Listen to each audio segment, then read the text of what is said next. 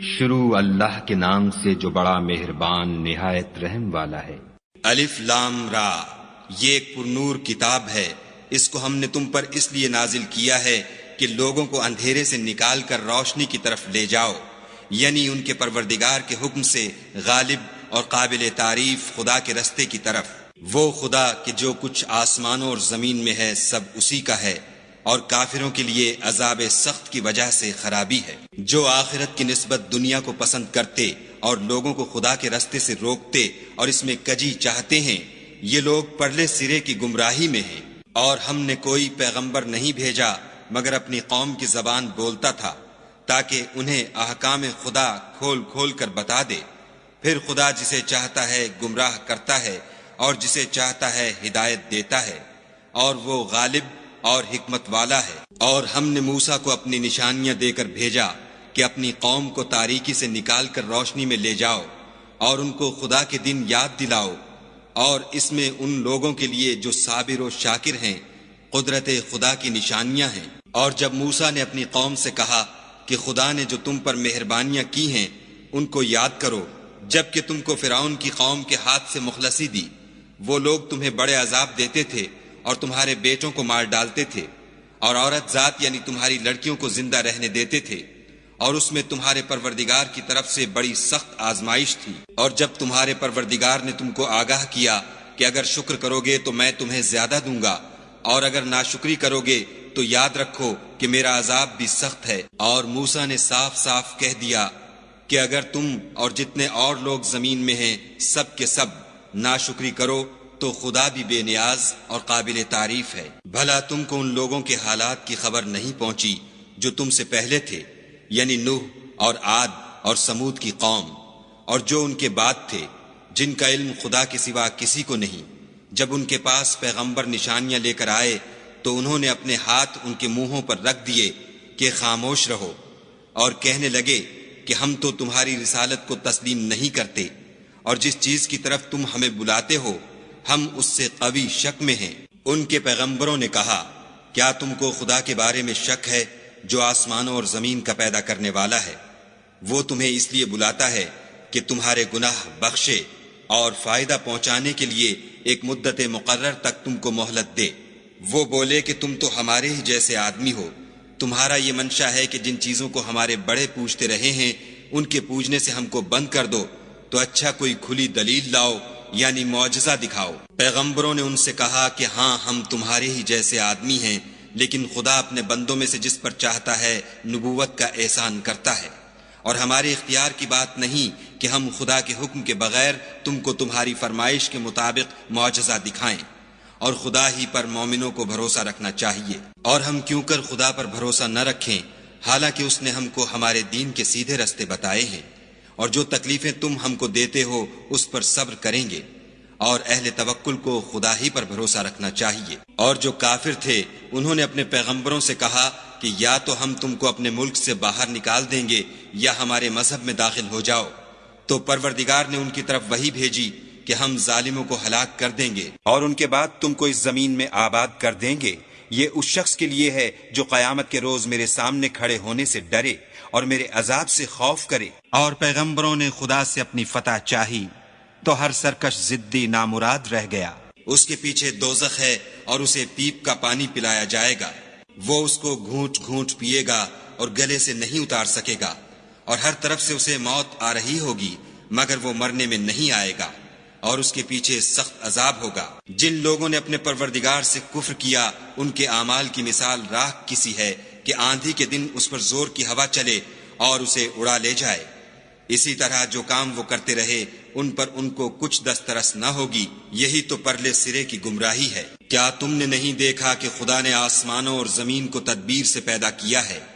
اگر وہ چاہے تو تم کو نابود کر دے اور تمہاری جگہ نئی مخلوق پیدا کر دے، اور یہ خدا کو کچھ بھی مشکل نہیں۔ اور قیامت کے دن سب لوگ خدا کے سامنے کھڑے ہوں گے تو ضعیف العقل متبع اپنے رؤسائے متکبرین سے کہیں گے کہ ہم تو تمہارے پیرو تھے، کیا تم خدا کا کچھ عذاب ہم پر سے دفع کر سکتے ہو؟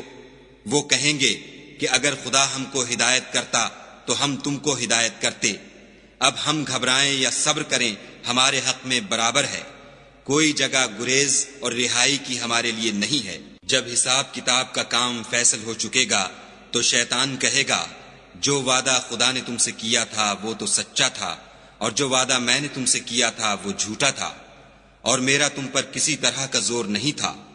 ہاں میں نے تم کو گمراہی اور باطل کی طرف بلایا تو تم نے جلدی سے اور بے دلیل میرا کہنا مان لیا، تو آج مجھے ملامت نہ کرو، اپنے آپ ہی کو ملامت کرو۔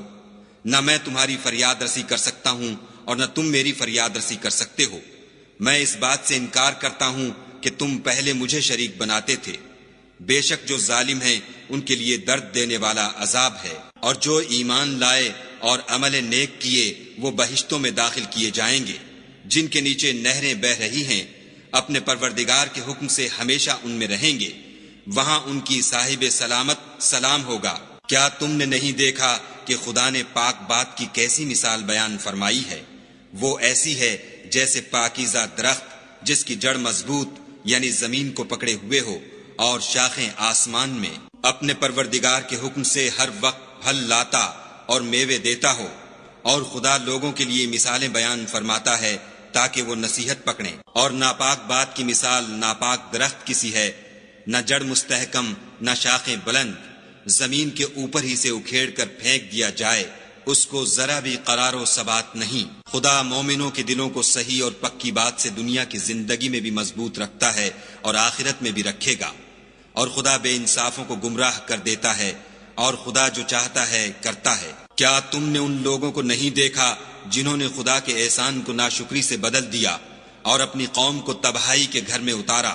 وہ گھر دوزخ ہے، سب ناشکرے اس میں داخل ہوں گے، اور وہ برا ٹھکانہ ہے۔ اور ان لوگوں نے خدا کے شریک مقرر کیے کہ لوگوں کو اس کے رستے سے گمراہ کریں۔ کہہ دو کہ چند روز فائدے اٹھا لو، آخر کار تم کو دوزخ کی طرف لوٹ کر جانا ہے۔ اے پیغمبر صلی اللہ علیہ وآلہ وسلم، میرے مومن بندوں سے کہہ دو کہ نماز پڑھا کریں، اور اس دن کے آنے سے پیشتر جس میں نہ اعمال کا سودا ہوگا اور نہ دوستی کام آئے گی، ہمارے دیے ہوئے مال میں سے در پردہ اور ظاہر خرچ کرتے رہیں۔ خدا ہی تو ہے جس نے آسمانوں اور زمین کو پیدا کیا اور آسمان سے مے برسایا، پھر اس سے تمہارے کھانے کے لیے پھل پیدا کیے، اور کشتیوں اور جہازوں کو تمہارے زیر فرمان کیا تاکہ دریا اور سمندر میں اس کے حکم سے چلیں، اور نہروں کو بھی تمہارے زیر فرمان کیا، اور سورج اور چاند کو تمہارے لیے کام میں لگا دیا کہ دونوں دن رات ایک دستور پر چل رہے ہیں، اور رات اور دن کو بھی تمہاری خاطر کام میں لگا دیا، اور جو کچھ تم نے مانگا سب میں سے تم کو عنایت کیا، اور اگر خدا کے احسان گننے لگو تو شمار نہ کر سکو، مگر لوگ نعمتوں کا شکر نہیں کرتے۔ کچھ شک نہیں کہ انسان بڑا بے انصاف اور ناشکر ہے۔ اور جب ابراہیم نے دعا کی کہ میرے پروردگار اس شہر کو لوگوں کے لیے امن کی جگہ بنا دے، اور مجھے اور میری اولاد کو اس بات سے کہ بتوں کی پرستش کرنے لگیں بچائے رکھ۔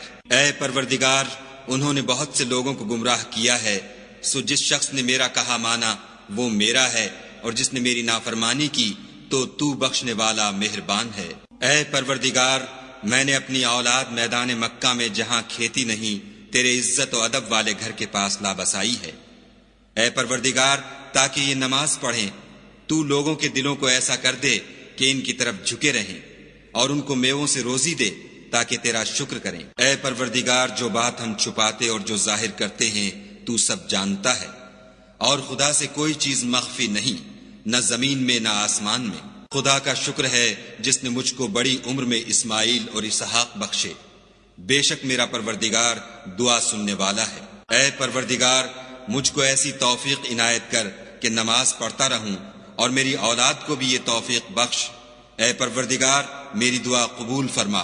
اے پروردگار، حساب کتاب کے دن مجھ کو اور میرے ماں باپ کو اور مومنوں کو مغفرت کیجو۔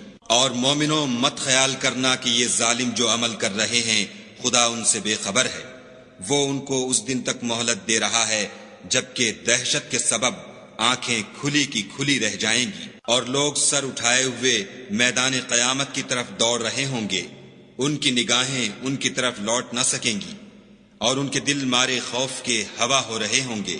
اور لوگوں کو اس دن سے آگاہ کر دو جب ان پر عذاب آ جائے گا، تب ظالم لوگ کہیں گے کہ اے ہمارے پروردگار، ہمیں تھوڑی سی مدت مہلت عطا کر تاکہ ہم تیری دعوت توحید قبول کریں اور تیرے پیغمبروں کے پیچھے چلیں تو جواب ملے گا، کیا تم پہلے قسمیں نہیں کھایا کرتے تھے کہ تم کو اس حال سے جس میں تم ہو زوال اور قیامت کو حساب اعمال نہیں ہوگا؟ اور جو لوگ اپنے آپ پر ظلم کرتے تھے تم ان کے مکانوں میں رہتے تھے، اور تم پر ظاہر ہو چکا تھا کہ ہم نے ان لوگوں کے ساتھ کس طرح کا معاملہ کیا تھا، اور تمہارے سمجھانے کے لیے مثالیں بیان کر دی تھیں، اور انہوں نے بڑی بڑی تدبیریں کی، اور ان کی سب تدبیریں خدا کے ہاں لکھی ہوئی ہیں۔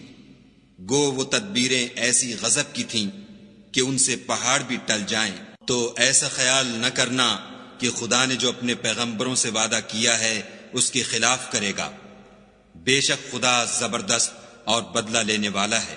جس دن یہ زمین دوسری زمین سے بدل دی جائے گی اور آسمان بھی بدل دیے جائیں گے، اور سب لوگ خدائے یگانہ و زبردست کے سامنے نکل کھڑے ہوں گے، اور اس دن تم گناہ گاروں کو دیکھو گے کہ زنجیروں میں جکڑے ہوئے ہیں، ان کے کرتے گندھک کے ہوں گے اور ان کے منہوں کو آگ لپٹ رہی ہوگی۔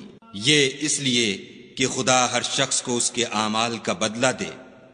بے شک خدا جلد حساب لینے والا ہے۔ یہ قرآن لوگوں کے نام خدا کا پیغام ہے تاکہ ان کو اس سے ڈرایا جائے اور تاکہ وہ جان لیں کہ وہی اکیلا معبود ہے، اور تاکہ اہل عقل نصیحت پکڑیں۔